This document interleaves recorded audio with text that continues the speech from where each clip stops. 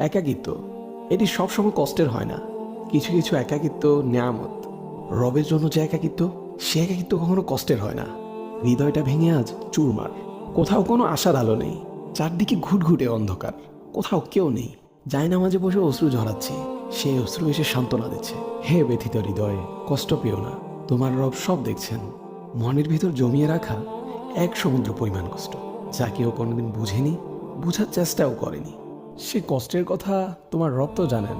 তিনি তোমার সহায় হয়েছেন বলেই তো তোমায় এই একাকিত্ব দিয়েছেন, যাতে তোমার কষ্টের কথা তোমার রবের কাছে বলে হালকা হতে পারো, তোমার দুশ্চিন্তার কথা রবকে বলে নিশ্চিন্ত হতে পারো। হে ব্যথিত হৃদয়, তুমি কি জানো না তোমার রব যে অসম্ভবকে সেকেন্ডের মধ্যেই সম্ভব করতে পারেন? তাহলে একাকিত্বকে তুমি কেন ভয় পাও? যে একাকিত্ব তোমায় বারবার রবের দিকে নিয়ে যায়, রবকে স্মরণ করিয়ে দেয়। হে ব্যথিত হৃদয়, কষ্ট পেও না। শীঘ্রই তোমার রব তোমাকে এত দিবেন যে তুমি সন্তুষ্ট হয়ে যাবে।